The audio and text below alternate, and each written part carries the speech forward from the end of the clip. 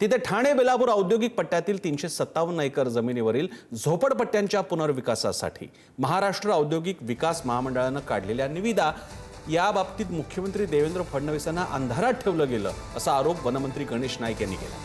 इतका मोठा प्रकल्प राबवला जाणार असेल तर त्याची कल्पना मुख्यमंत्री मंत्रिमंडळाला देणं आवश्यक होतं, तसं काहीही केलं गेलं नाही।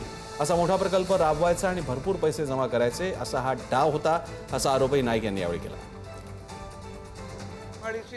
लगेच टेंडर नोटीस काढली, किती घराची किती स्क्वेअर फूट, 300 स्क्वेअर फूट घर लोकांना, आणि इथे 1500 स्क्वेअर फुटाचं महसूल मंत्री महोदयांनी धोरण आणलेलं असताना 300 स्क्वेअर फुटाची या ठिकाणी, ते पण कोणाकडे, बिल्डरकडे।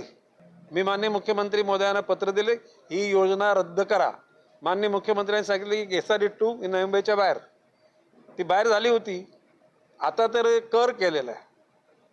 कर म्हणजे ते कॉन्ट्रॅक्टर शोधतात, तीव्र विरोध आहे आणि हा कट आहे पैसे कमवण्याचा। काय बोलतो मी, पैसे कमवण्याचा कट आहे। आता कोण कोण त्याच्यात सामील आहेत ते शोधेन मी।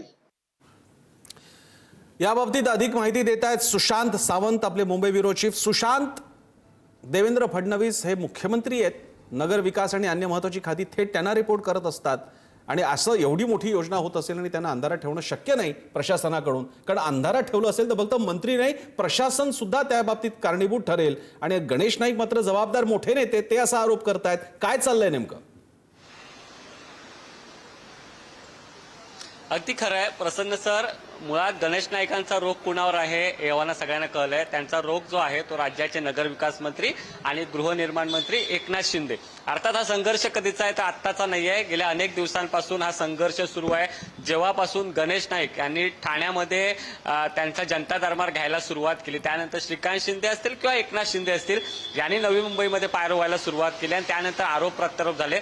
आता गणेश नाईक यांनी थेट आरोप केलाय की मुख्यमंत्र्यांना अंधारात ठेवून हा निर्णय घेण्यात आलेला आहे आणि याच्यामध्ये नेमका हात कुणाचा असेल, याच्यामध्ये नेमका कुणाचा फायदा झाला असा त्यांचा रोख आहे, आणि हा रोख आहे एकनाथ शिंदे यांच्यावर।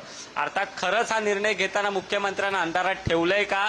कारण गणेश नाईकांचं दुसरं एक म्हणणं होतं, जर एखादा मोठा निर्णय घ्यायचा असतो तर त्याची पूर्वकल्पना जी आहे ती राज्य मंत्रिमंडळाच्या बैठकीत द्यायला हवी होती, मात्र तशी पूर्वकल्पना राज्य मंत्रिमंडळाच्या बैठकीत दिलेली नाहीये, आणि याचमुळे कुठेतरी एकनाथ शिंदेंवर त्यांनी अप्रत्यक्षपणे नाव न घेता टीका केलेली आहे।